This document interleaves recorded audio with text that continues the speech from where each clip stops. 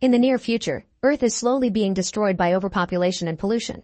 In search of a new place to live, scientists put their eyes on Mars and send unmanned probes with algae that were bioengineered to grow there. For 20 years this algae builds an atmosphere for humans to breathe in. But one day all of a sudden, oxygen levels start to drop. Desperate to find out why, all countries put their resources together to send the first manned mission to Mars.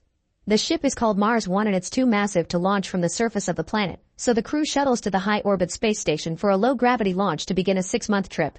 This crew is formed by the best scientific minds, pilot and Commander Bowman, Chief Science Officer Chantilas, co-pilot Santon, Mechanical Systems Engineer Gallagher, Bioengineer Birchinal, and terraforming expert Petangil.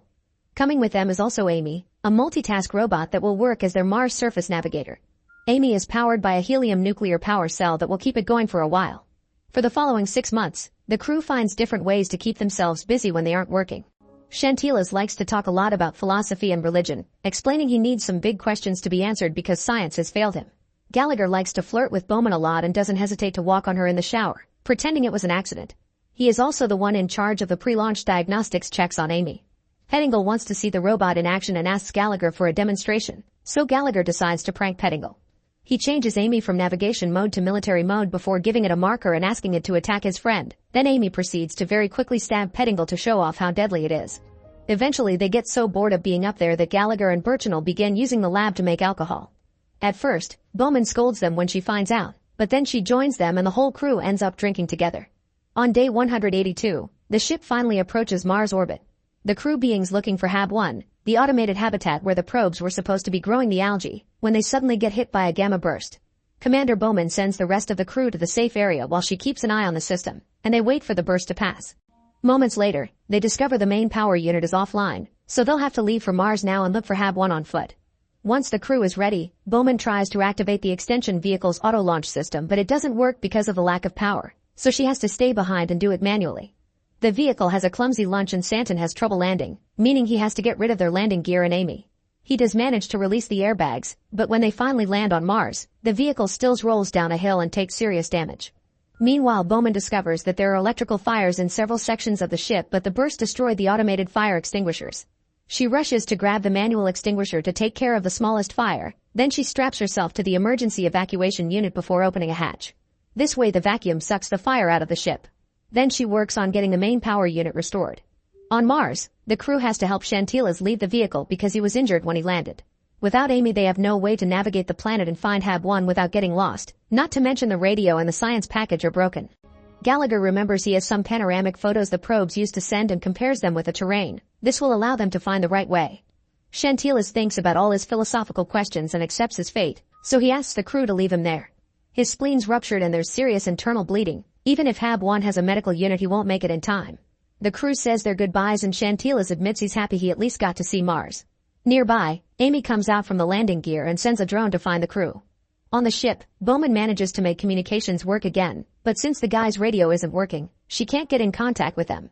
Then she uses the scanners to find Hab 1, only to find some bad news. She has no choice but to call Houston and inform them the crew won't survive. The crew begins walking under the hot sun, and Birchinal is surprised to see there are no signs of the algae. Even if it all died, there should be some traces. When they finally make it to Hab 1, they discover it's absolutely destroyed. This couldn't have been done by the weather because the structures had been designed to withstand even tornadoes, meaning something happened here. There's food, no air, and no water, so the guys have no choice but to accept their fate. There are only 16 minutes of oxygen left and the crew chats about the people they left at home. Santon decides to reminiscence near a cliff edge and points out that at least his piloting skills can't be blamed for this, but Pettingill wants him to take some responsibility anyway. This triggers a fight that ends with Pettingill hitting Santon, making him fall off the cliff. When Pettingill goes back to the others, he tells them Santon ended things for himself. Minutes afterward, their oxygen tanks run out, and Gallagher decides to open his helmet to take his last breath. However, to his shock, Gallagher discovers he can breathe just fine. Pettingill and Birchinal follow his example and confirm they can breathe as well, although they can't explain why. Meanwhile, Bowman receives a message from Houston telling her the ship's orbit will fail in 31 hours but they'll help her take off before then. Bowman is skeptical because ignition systems won't work. The guys search Hab 1 for anything useful again and find a radio, but it's broken too. This makes Birchinal realize that the little rover Earth sent in 97 should have a radio as well, so they should look for it. It's 4 kilometers from there and night is about to fall, thus they decide to leave in the morning to avoid freezing. They use the remaining rocket fuel from HP-1 to start a fire, and its light allows Amy to finally find them. Gallagher checks on the robot and notices it's pretty damaged, but the navigational device still works, which means he should shut Amy down and take the device out before it breaks too. Amy hears this and reacts violently, pushing all the men away when they try to deactivate it. Birchinal tries to hit it with a pipe, but Amy cuts it into little pieces before hitting the man, breaking one of his ribs. Then Amy runs away, reuniting with its drone on the way. Gallagher explains to the others that Amy is using guerrilla tactics and will come back later to kill them one by one. He also discovers the robot jammed the transmitters to stop them from knowing where it is. In the morning, Bowman manages to fix the ignition systems with the guidance of Houston, but she tells them she'll try to save the crew before going back. The guys wake up and relieve themselves as a joke to claim the territory in the name of humanity, then they go looking for the old rover. As soon as they find it, Gallagher takes its radio and fixes the frequency to match the new one, but no matter how hard they try, they can't contact Bowman. After 2 hours of failed tries, Bowman is ready to leave for Earth and Gallagher's about to throw the radio away, but at that moment Houston detects the rover's frequency and connects it to the ship. The guys finally get to talk to Bowman, who hears the whole story and promises she'll find a way to rescue them. A few moments later, Bowman contacts the guys again to inform them of a 30-year-old Russian rock probe called Cosmos that failed to launch many years ago. They'll have to fix it, but it's the only chance they got, and they only have 19 hours to do it before Bowman has to go back to Earth. Bowman also has to keep working on some repairs, meaning she'll be in blackout on the dark side and she won't talk to them again until later. Before hanging up, Gallagher tells Bowman he's glad to hear her voice again, which makes her remember the time they almost kissed a few weeks ago.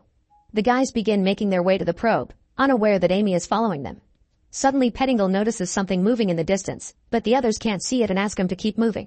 Nearby, a bunch of alien insects begins moving in the same direction. Sometime later, Bowman checks on the crew and asks Gallagher to take his calm off to talk in private. She informs him that the probe only has room for 2 people and apologizes before going back to her work. Gallagher doesn't tell the others about this issue yet and concentrates on helping Birchinal walk when his body begins feeling weak because of the broken rib. When night falls, a big ice storm comes their way, so the trio has to hide inside an opening on a hill. Thanks to the storm, Amy has trouble coming closer. The guys discuss the fact they don't have many hours left to find the probe, and Gallagher finally confesses only 2 of them can make it back.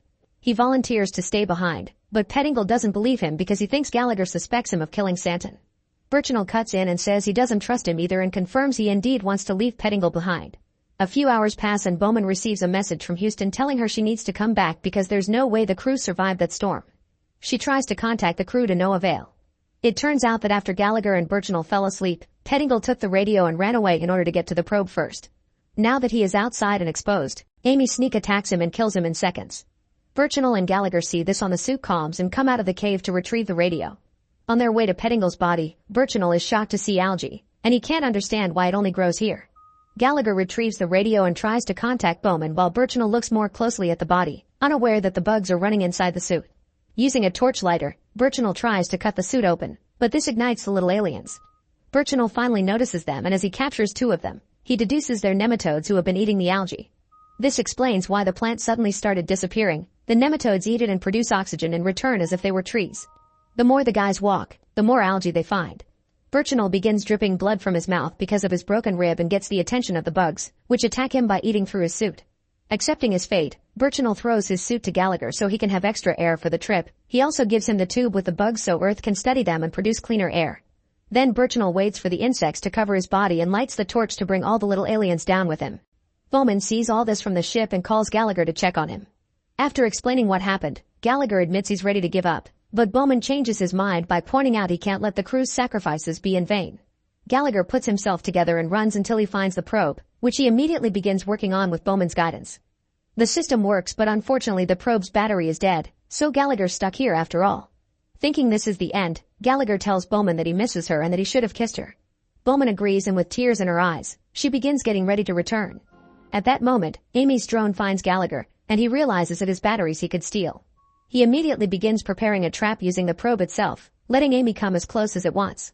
When the robot is about to go for his heart, Gallagher dodges the attack and releases an airbag soaked in fuel that traps Amy, allowing Gallagher to set it on fire.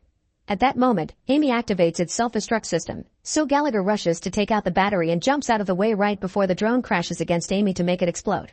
Afterward, Gallagher finishes fixing the probe and launches it with him inside to go after Bowman, who is about to leave for Earth. Unfortunately, the probe loses power in the middle of the way, but Bowman sees it and uses the space walk rope to jump off the ship and retrieve the probe. Because of the lack of power, the probe doesn't have oxygen either, so by the time Bowman opens it, Gallagher is unconscious. Bowman takes Gallagher's suit off and begins applying CPR until Gallagher wakes up, happily asking her to take them home. Sometime later, Bowman gets a message from Houston after they took a look at the information about the insects. Apparently everyone on Earth thinks of Gallagher as a hero now. Gallagher reveals he's also brought a rock from Mars to give to Shantila's granddaughter as a memento. Bowman can see Gallagher has grown a lot and finally kisses him, thinking about how they have 6 months to get to know each other better before they make it to Earth. Make sure to subscribe and turn on notifications so you can watch more videos like this. Thanks for watching.